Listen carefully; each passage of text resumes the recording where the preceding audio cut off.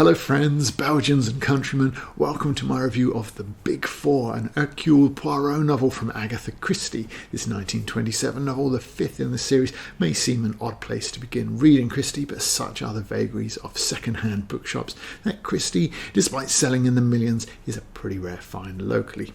That probably suggests people enjoy and keep these books rather than pass them on to new homes. It definitely means I have to take what I can get. And having read The Sign of the Four, I can't help but wonder if it was one that was available, because it's not one of the best. Though presented as a novel, it is stitched together from a number of short stories, all containing mysteries involving the multinational espionage group known as the Big Four. The Big Four are hoping to bring down the world and install themselves as dictators. Poirot naturally intends to stop that from happening and ropes in his old friends Hastings and Inspector Japp. The story begins with Hastings visiting the UK from his new home in South America. He drops in on Poirot and is surprised to see Poirot was a few hours away from heading to South America on a lucrative case himself. A coincidence Poirot calls a droll farce. He tells Hastings about a criminal organisation called the Big Four, who are headed by the secretive Li Changyen of China. The identities of the other three are unknown.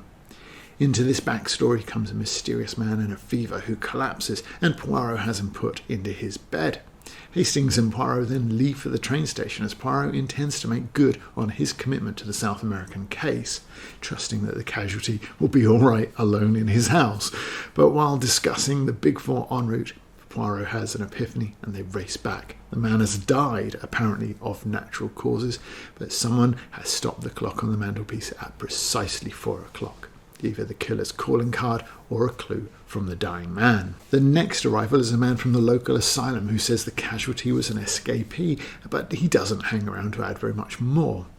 Then comes Japp to tell them that the dead man was in fact an ex-Secret Service, a good man driven insane by work. Having no experience of Christie or Poirot beyond adaptations for TV and film, I had expected a rather serious and po-faced story, and as such the extremely unlikely coincidence of Hastings and Poirot crossing paths as they did, the bizarre treatment of and comings and goings around the dying and then dead visitor, the extensive similarities with Holmes and Watson, which was completely incongruous with my expectations. So much so that it put me in a bit of a spin, if I'm honest. Probably starting at the beginning and watching less TV would have been a better idea. Poirot is insufferable, and it's only when Hastings joins in the eye-rolling at his antics that the tone becomes clearer that this is part of an ongoing relationship. But as things progress, Christie indulges in what are clearly the tropes of the series, such as tricking Hastings into difficult situations, and it all becomes good fun. Seeking information on Li Chang, the two head to Mr. Ingalls, an expert on the Orient, who fills them and the reader in with some information and sends them on to Dartmoor on the trail of a man who might give them a bit more. Here we find the first case of the book, and a rather self-contained mystery, clearly one of those shorts pieced together to form a whole. It is still interesting. Their contact has been murdered, and Poirot sets about unpicking the detective work previously done, exonerates the accused, and works out who did the deed and why. None other than the unidentified hitman of the Big Four, number 4 himself, clearly a master of disguise, and also revealed as the visiting orderly from the asylum.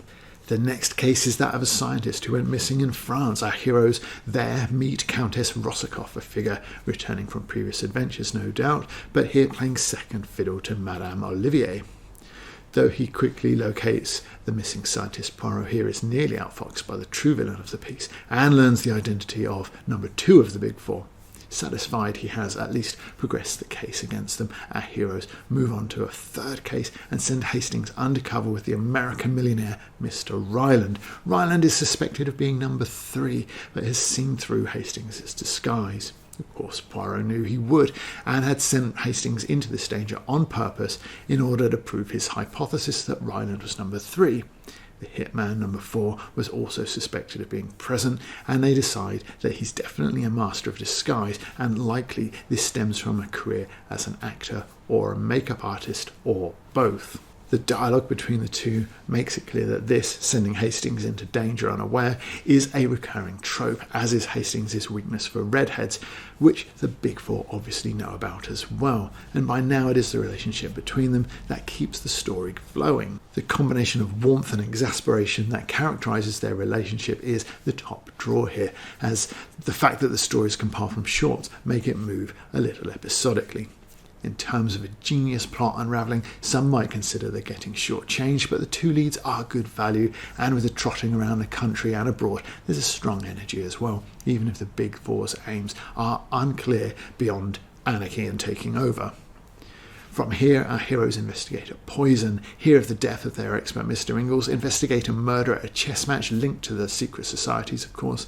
Hastings is then accosted by agents of the Big Four who want him to set a trap for Poirot, and they tell him that they have his wife in custody, using the leverage to force him to help them. Poirot naturally sees right through their trap. Their investigations into the identity of Number 4 and his possible career as an actor pay off when a girl arrives to give a potential lead. It in turn is revealed as another trap, and Poirot is killed. Hastings survives by a miracle and resolves to solve the case, thwart the Big Four, and avenge the loss of his friends. He learns the Big Four have arranged a gathering of all their prime movers and sets off for a showdown. Obviously, the Big Four is not the ideal place to begin reading Poirot, but the most striking thing about this is how similar it is to Sherlock Holmes, bordering on pastiche or parody, as I'll discuss in a second. But the similarity of the relationship of the two leads is remarkable, as is the involvement of Inspector Japp, who mirrors Conan Doyle's Lestrade, and even the housekeeper, who is only marginally involved here. The difference, if there is one, is that Poirot is more overtly recognised as insufferable. Poirot's reasoning appeared to me typically egotistical. Poirot threw me a smile, swelled out his change, and began in a pompous manner. Poirot had his virtues, but modesty is not one of them. Hastings is clearly less fawning than Watson, and goes as far as acknowledging that he is insufferable, yet still Poirot lacks a foil or even an adversary. This is perhaps exacerbated here, where the plot is pieced together out of scarcely connected shorts. And acknowledging that Poirot is annoying and pretentious doesn't change the fact that he is those things. The relationship between him and Hastings is more upbeat, though, and the occasional eye roll and barbed comment, as well as Hastings' established shortcomings, make me feel that this almost stretches as far as a parody at times. The similarities between Christie and Conan Doyle being so pronounced, though, doesn't seem to be widely discussed or even considered that negatively. I think in part this is because the mysteries, and this novel contains 4 or 5 individual cases, are very interesting. Trying to second-guess Poirot's little grey cells is part of the fun. And though the stitched-together plot here is not ideal or one of Christie's best, they are individually clever, their resolutions satisfying. All in all, the plot is entertaining, but the overall mystery is probably less than the sum of its parts. The finale for me was especially weak. Mostly this is because the Big Four don't do as much as their reputation would suggest. It would seem that having Poirot and Hastings killed would be much easier than some of the murders that are investigated. As mentioned before, their actual plot is not covered much, even in the finale where Hastings offers this description. These 4 are banded together to destroy the existing social order and to replace it with an anarchy in which they would reign as dictators. And the most interesting part of that is that 100 years later, this would be a description of an awful lot of our heroes, but very few of our villains, as is the case here. In that regards, it is pleasant to witness 2 unneurotic people trying to protect the world. Their victory, while inevitable, isn't a satisfying payoff. If the Big Four had received a proper full-length novel rather than this episodic treatment, it would have been more satisfying. As it is, in another connection with Holmes, it feels rather like Holmes's final problem. Moriarty is talked up rather more than his actions seem to warrant. His plot, an international conspiracy of the same type as here, remains rather on the periphery to Holmes's attempts to solve it, despite being the biggest case yet, and the resolution of both is somewhat disappointing. Ultimately, the Big Four is good because the individual shorts that make it up are entertaining mysteries in their own right. Attempting to work out how they were done or by who is as much fun as can be expected in the genre. Hastings and Poirot bicker occasionally, but also have a relationship of mutual respect that makes the text likeable. The fringe characters are less so. The Big Four themselves appear only rarely or barely at all, and the biggest threat, the Master of Disguise Number 4, has through necessity no personality to back up his threat.